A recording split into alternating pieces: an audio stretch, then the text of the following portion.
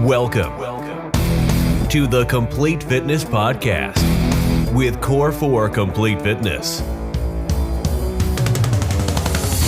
Your episode is starting in 3, 2, 1. Hey, what's happening, everybody? Squeakiest chair. That's what you want to hear. That's some good audio. Squeakiest chair of all time. Hi, welcome to another episode of the Complete Fitness Podcast. It is me, Evan, today, and I hope you're doing all right. Check in with yourself. Always important to do. I always strongly suggest and like to start my potty waddies with that. It's important to do. Check in with yourself wherever you may be, however you are listening to this. You doing okay? You feeling okay? What can you do right now in the next 10 seconds to help change something if it's not exactly how you want it to be? And then if it's not the next 10 seconds, what about the next minute, next 5 minutes, 10, 20?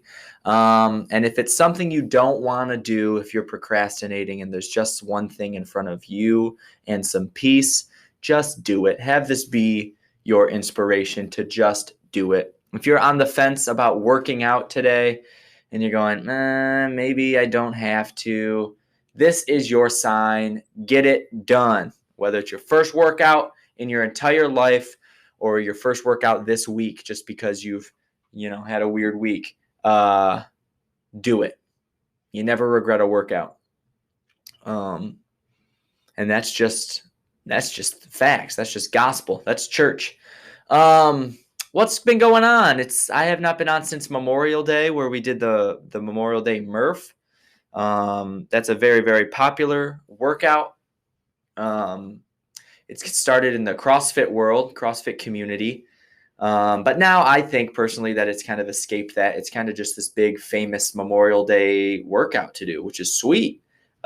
Being a guy in the fitness world, that's what we want. We want awareness, dare I say, all these buzzwords, awareness to fitness. And if everybody is making it a tradition to work hard on Memorial Day in honor and memory of these troops, the Murph is Lieutenant Michael Murphy. And so let's just do like the story. It originated, at least I believe, I haven't done a bunch of research, but it originated in the CrossFit world, CrossFit community. CrossFitters do what are called hero wads, which are workouts that are a little harder, a little more ramped up, whether it's the reps or the movements. But they're dedicated to soldiers who have died, or any type of law enforcement. And it's kind of this thing that they did just because that's their MO, very patriotic and all that kind of stuff, which is cool. But they have these hero wads. So this one dedicated to Murph, for whatever reason, got huge and got famous on Memorial Day, and it's kind of gotten outside of CrossFit. Now, I'm sure there's CrossFitters that would probably disagree, and they're upset that all these other gyms who aren't us are doing the Murph. Sucks for you if you're that type of mindset individual. But the Murph is 1 mile run, 100 pull-ups, 200 push-ups, 300 squats, and then another mile run. And for a lot of people, just completing that is awesome. That's a lot of reps to do. And it takes some time, takes like an hour.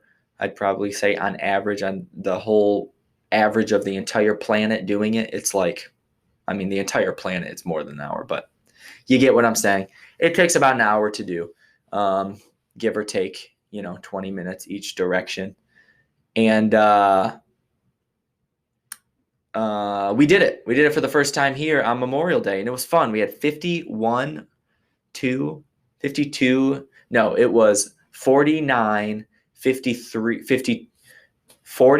52, including the babies and kids that were there. So they didn't do it. So they didn't count. So it was 49 people doing the actual Murph at Core 4 Wixom, and it was awesome. Very inspiring.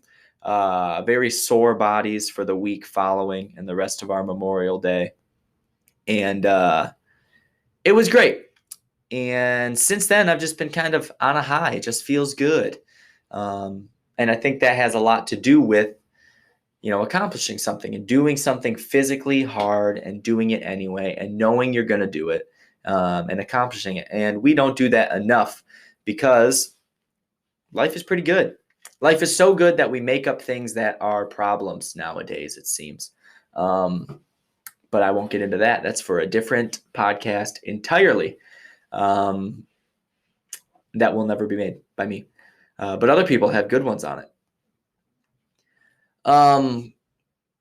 What else has been happening? My boy is starting to walk just about, not quite on his own yet, but he is kind of a cautious guy, I would describe him as so far.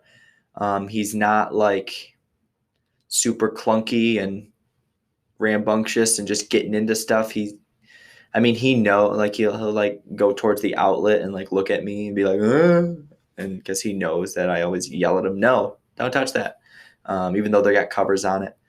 But so he knows it's bad. And then the dog food, he always goes over to the dog food, then takes a look at me, and I go, no. And he's fun. He's learning a bunch of stuff, scolding the dog, bad Trudy, and he starts going bah, which is fun. And that's obviously taking up a whole bunch of my life on top of gym stuff. I'm trying to think what else is new. My sister who listens to this podcast, is having a baby soon. August. Can't wait for that. That's going to be fun. And yeah, life just goes on. There's really nothing too exciting, unfortunately, that I can think of to talk about. But as we progress through this, many stories will come up, as I always do, and I start rambling as we go. So I brought up the Murph because the Murph is in my opinion something that you don't have to be doing every single day. So it's that long hour and 20 minutes, that grueling workout that is super incredibly challenging, and leaves you very, very sore. Obviously, if you did get in the habit of doing that every single day, that soreness wouldn't persist. It would start to, you get used to it. You get accustomed to working your body that hard. But it's not necessary for having a good physique or being healthy or having good endurance or whatever. And I think that is important. There is a place for it. Like I said, I've been on this nice high for the last 2 weeks. Having Memorial Day, and we're recording this June 7th. What's today? Yeah, June 7th. And it's not like I feel like I did right when I accomplished it, but it was kind of good to know that I still got it. I've done it a few times in the past, and I didn't really get set back too far. I don't remember my times and all that kind of stuff. People love to compare times and all that. I know my time this Murph, but I have nothing to compare it to because I was thinking I don't really remember what my last one was. And it was a couple years ago, but it's here. It's coming back. We will do Murph at Wixom Core 4 every year now going forward. So that means I will be taking no vacations on Memorial Day weekend for the rest of my life. And that's okay, I guess. That's okay. But there is a place for those grueling workouts. Sorry, I'm real distracted. Really, really not focusing here. You get what you get, This is an Evie podcast through and through. And gosh, this chair. So the point is, the place for those workouts, I think, is huge in the mental health benefit, is that you're doing something and it's hard and you're thinking while you're doing it, man, I don't know if I can finish this. I don't know if I can do it. 100 pull-ups is a long way to go if you've never done 100 pull-ups. 200 push-ups is a long way to go, even if you have done them. It's a lot of reps and they get scary quickly. You're at rep like 30, 40, 50, and you're already going, man, I have how many left? And that's a dangerous place to be. But getting in that, it's kind of similar to what I talked about on the marathon podcast I made almost, coming up on a year ago, last fall, where it's one of those things that you're just kind of like, if I just keep moving, I'm going to get there. But boy, do I want to stop moving. and then just battling with yourself to keep on moving. And the most interesting thing about it is you get to that moment, that oh shit moment is what I call it, where you just want to stop and then you get through it. And I think that is where all those endorphins and dopamine and all of that kind of stuff happens. So think about it for you. If you're somebody who started at the gym and works out regularly, or have gotten into any type of fitness routine, whether you're currently in one or not, the first few days of that, anything you do feels good, right? If you're not used to moving your body at all, you go for a walk after dinner, that fills you, that fuels you, that makes you feel good. It gets you that dopamine hit and those endorphins and all of the good stuff that comes with actually the physical health as well. But as you get into it, as you start working out and get used to it, it's a dangerous game to get in the routine where you're not quite pushing yourself hard enough to get into that mindset and that world. And it's not something like I said earlier, recommend doing every single day. Like if I'm not going to do the Murph every single day, that's not me. There's people who do it. But that's not me and never will be. Sorry. I don't want to dedicate that much time. I got other things going on. So what I do in my 30-minute workout window is I make sure at least a few times a week, I really, really get to that oh shit moment, as I call it. And it's huge. It's huge for the mental aspect. Yes, physically, the muscle breakdown, guys, when you feel that fatigue, let's say you're doing push-ups and you're pushing and pushing and pushing and pushing, and you're at rep 9 and you're trying to get 10 reps, and that last rep, your back arches a little bit and you're just, and it's not perfect, but you got it done. Those are the money reps. That is where that dopamine hit and all of that stuff starts to ruminate. It's where it starts. And then maximizing that, doing those every single set, in your 30 minutes, or every single time we pick up the bar or whatever it is what's going to leave you at the end of the workout going, all right, I accomplished something today. That was great. I feel better. Now, if we're getting into the gym and we're getting into a routine, and once we get to that oh shit feeling and we just stop and we go, all right, I'm a 9 push-up type of person. I'm not going to work for that 10th one. We risk a couple things. One, not making it worth our time in the gym, right? You can be getting that much more muscle breakdown, so that much more muscle growth and building, that much more weight loss, fat loss, whatever your goal is. And also, you're risking doing a whole workout and then walking out of the gym and not feeling any better. You're not getting that rush that we should be feeling, that emotional high that we should be feeling. So it's super important. And that time, that oh shit moment, as I coined it, it's something to be very mindful of, and getting there and going, I can't pick up the bar, and then doing it, going, I can't pick up the ball. I can't do another wall ball right now. I just need a second. Giving yourself a second, but picking it back up, right? And then, fighting for that 10th rep, or fighting for that 11th rep. The fact of the matter is we all can do more than we think. And that's for another podcast too. But when our body says we're done, we're really only about 40% done. We can handle a lot. So that's not something you can easily just turn on and be like, hey, I'm 40% done, I'll keep going. That takes a lot of skill and work and meditation to be able to do that. However, getting to 41%, just pushing a little bit more and doing it repeatedly throughout the week is what's going to breed results, of course, physically, and then mentally is huge. So if you are somebody who goes to the gym regularly, whether it be here at Core 4, elsewhere, any type of gym, or just a fitness routine if the gym is at home, and you're starting to lose motivation, it's because you're starting to not challenge yourself anymore.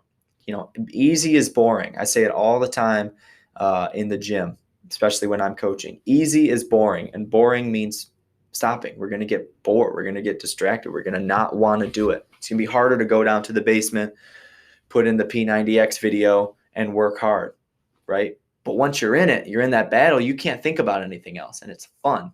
It's fun. It's hard before, and you think about it, you dwell on it. It's challenging. But once you're actually in it, It's a battle. You're there. You might as well. You've already done 9 push-ups. What's one more, right? If one more is the difference between you having an awesome rest of your day and not, do the one more. And in some cases, it really can be. And I think that's kind of what I'm trying to get home is it really can be the difference. If you ever walked out of the gym, for example, here and been like, okay, that was a good workout. That was my routine, but I'm going to go out. I'm not really, sore, or I'm not really thinking about anything. I don't, I'm not my arms aren't a little shaky after arm day, or I'm not really feeling a pump, as they say, or my legs aren't sore the next day or anything like that. Check in, go, hey, did I really work that hard? Was I really, or did I kind of coast? And, it's a big tell. It's not something that you need to it's not this plateau where you go, well, this workout doesn't work for me anymore. I need to do something else. You just got to up the intensity, up the mindset to when you started. When you started, going for a walk after dinner was enough. But now that you've been walking for a year and you also go to the gym, on days where you only walk after dinner, you're not going to get the same rush, that same high, that same feeling. Make your workouts work for you. And once you're in, we all know the first 5-10 minutes is the hardest part to start. Once you're in it, really, really staying present and honing in and getting it done is huge. It's a game changer. It means for no wasted workouts. The idea of a wasted workout is brutal because you're eating clean and you're trying to see results, whether it's, in the mirror, how your clothes fit on the scale, whatever. And if you knew that you were, missing out, you were doing those workouts, but you were kind of missing on them, and it wasn't worth your time and you weren't actually benefiting, that would be horrible news. So this is a surefire way to make sure that does not happen. And test yourself. If you walk out of a gym or in the basement or an after dinner walk and you go, I'm not feeling that little bit of a high. I'm not feeling that, that spike. I'm not feeling that extra little pep in my step, little bit of confidence. Relate it to how hard you pushed yourself, because I promise it's there. Maybe that walk turns into a jog or a half walk, half jog. Do something to make it worth your time. Do something to give you that benefit. Make your workouts work for you. And that's where the biggest breakthroughs happen. And that also keeps you going. It makes it so you're not as dreadful of the gym, let's say. I don't want to go. It's 5:30 in the morning. I can just click snooze. You start going, if I go, I'll feel good all day. If I don't go, I'll feel crappy all day. And you start to grow, you start to get better, start to achieve things. And then, this concept can be related to everything. Me, when I have really productive work days, I feel good. I kind of get that same type of buzz, that same type of high. When I'm super tired because I've been up since 4:30 in the morning between work and baby and, everything we do throughout our day. I don't get home till 7:30 at night. It's when I eat dinner. It's 8 o'clock at night and I feel good. I want to do something. We'll go out back and have a bonfire once the baby goes down. We'll do something. We'll clean the house. Our bedroom is disgusting, so we'll clean the bedroom. Full of laundry that we've just been sitting in the hamper on our floor for weeks. Do stuff. But on other days when you're just kind of like going through and you're not working out and you're doing a lot of time on YouTube and Facebook and those work days because you're just not that busy, you get home and once 7:30 comes, I'm just like, I'm ready for bed. Let's go. I'll turn the hockey game on and I'll be lucky if I see 5 minutes of it. And it's the Stanley Cup Finals. This is the cream of the crop with hockey. If only my Red Wings were in it. Pretty soon. And those are the exhausted days. And it's interesting because it should be the opposite when you were going. But that's me. That fuels me. That gets me that spike and that high that is healthy and good for us and makes me feel good, makes me feel confident, keeps my self-esteem up. And that makes me a better person. I want to be more engaging. I want to have better conversations. I want to meet people. I want to see friends more. I want to see family more. I'm probably nicer to be around. So make your workouts work for you, guys. I guess if there's one thing to take away from this, it's not that you need to do a Murph every single day, but the feeling you got, let's say you did it, if you're listening to this and you did the MRF, that feeling you had after was probably a little different than when you came in and did your normal 30-minute workout at 5:30 a.m. And that's okay. But you can make those 30-minute workouts pretty damn close by ramping it up. Pick up the heavier dumbbell, pick up the heavier kettlebell, adjust that form. Remember, modifications are scales that are meant to progress you to the next step. If we're doing kneeling push-ups forever, we're just going to get really good at kneeling push-ups. Pop up on those toes for 2 or 3 of them. And let's get some real ones going and let them serve you. Let the workout serve you. It'll do 2 things. It's going to get you better results, of course. It's going to have you 3 things. It's going to have you feeling better throughout the day, which lets you come back. And then, 3rd one, it allows you to come back easier. It's less of a dread. It's less of a check to do. I know I just got to move my body. I'm just going to crawl through this workout. But keeping that inspiration and that motivation, it's a game changer. If you were really into painting and every morning you had a 5:30 painting class that you signed up for, you'd be a little more fired up to do it. You'd still have times where you didn't want to do it, and that's okay. And you might just coast through it or hit the snooze button. But if it stays something in your wheelhouse, something that fuels you, something that feels good, something that lets your heart feel full and your mind feel clearer and better and positive, it's important. Keep it a priority in your life. And that's it. Get those oh shit moments, baby. A couple times a week, get there. And I'm confident you'll see a big change if you're in a rut or if you're just starting out or, whatever this may be. And that's that. I'm going to end it there before I mess it up and have to restart. Thank you guys so much. Core4supplements.com. Of course, get those supplementary needs. Bunch of different stuff, guys. Sleep aids, collagen, good for those joints. We have a full joint support, as well as our proteins, our pre-workouts, BCAAs, all of that good stuff. Creatine, good for strength and recovery. And get on it. Spend $99. Get free shipping, and then also use promo code podcast and save 10%. And subscribe, like our Facebook page, subscribe on YouTube. It goes a long way for us. Subscribe or like or however they work on the listening, Apple Podcasts or Spotify. And we'll keep creating these, and hopefully they get better and better and better as we learn how to do it more, get better and better and better. That's always the goal, baby. Growth. All right, guys, I love you. We'll see you next time.